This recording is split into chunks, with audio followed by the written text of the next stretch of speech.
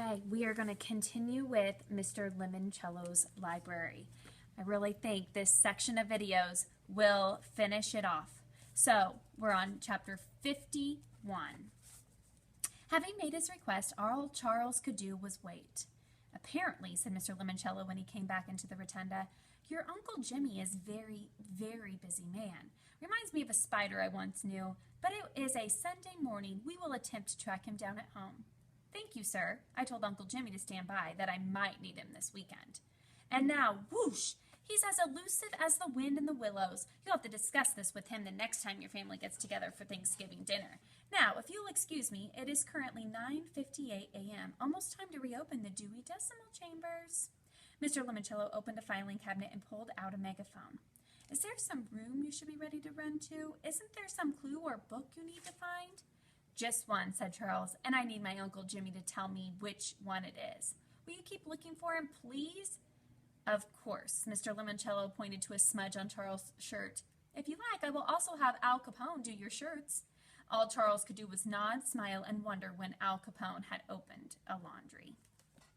Chapter 52. Everyone, please pay very close attention, cried Mr. Lemoncello through a squealing, screeching megaphone. The Dewey Decimal doors are now open, and, unlike Tuck, this game will not be everlasting. Therefore, it is time to race upstairs like the rats of NIMH. Kyle and his teammates heard Mr. Lemoncello's announcement, but stayed inside Community Meeting Room B so they could examine the dusty old boot box. It's from when Mr. Lemoncello was our age, said Haley. Here, I'm pretty sure this is what we need. She handed Kyle a large manila envelope sealed up with tons of tape. First and worst idea ever had been scribbled on the front. Awesome, said Kyle as he started undoing the tape. The clue said his first idea might be our best solution. And inside the envelope were a stack of cards, a bunch of rubber stamps, an ink pad, and a sheet of 3-ring binder paper filled with a fifth grader's sloppy handwriting. Kyle read out loud what the young Luigi Limoncello had written.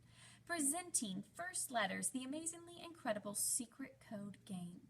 Haley held up some of the cards. Each one showed a cartoony drawing and a single letter. Apple equals A, B equals B, carrot equals C, and so on. Kyle continued reading. Want to send your friend a secret message to meet you after school? Just use your super secret rubber stamps. Miguel examined a couple of the wood-handled stamps, and the stamps matched the cards. So how exactly do you use this junk to tell your friends to meet you after school? Asked Akimi. This is so bad, said Kyle. Moon, elephant, elephant, tiger, moon, elephant, apple, flamingo? Akimi held up her hand. Okay, stop. I get it. Maybe it was for little kids, said Sierra. Definitely, said Kyle, because anybody over the age of 6 could crack this code in like 10 seconds. And then he froze. This is it. He went to the wall with the list of library cards. What would happen if we played first letters with these book titles? And you can pause the videos if you want to look it over and see if you can crack it.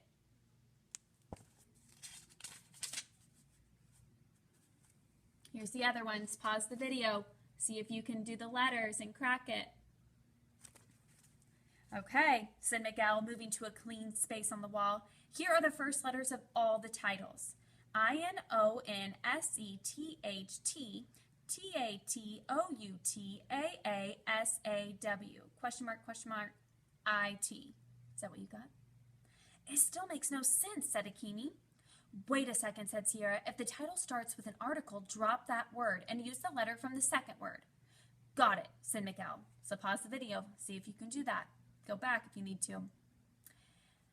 INONSETHEWAYOUTWASAW question mark IN. Okay, said Akimi. It makes some sense. She went to the board and broke Miguel's string of letters into words. Non, set, he, way, out, was a, W, question, in?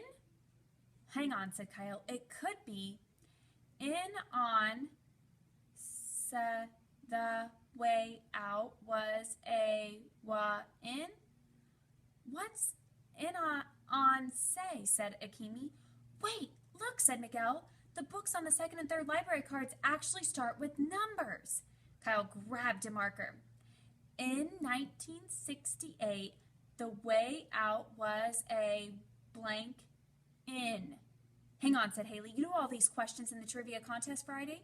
I did so badly. I Googled a bunch of them last night. They were all from 1968.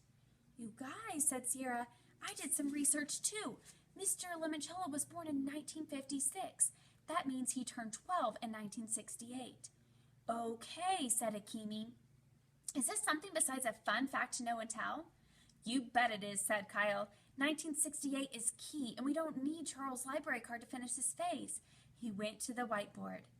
In 1968, the way out was a way in. So what happened in 1968, said Haley. Was that when Charlie and the Chocolate Factory came out, asked Miguel. No, said Sierra, 1964. So what's up with the candy clue from the art and artifacts room? We messed up, said Akimi. We need to go back and find a new rhyme for Andy. Really? Said Haley. I thought he got kicked out for cheating. Another long story, said Miguel. For later, said Kyle. Right now, we need to go on the 3rd floor. Chapter 53. I'm going to pause and then I'll resume.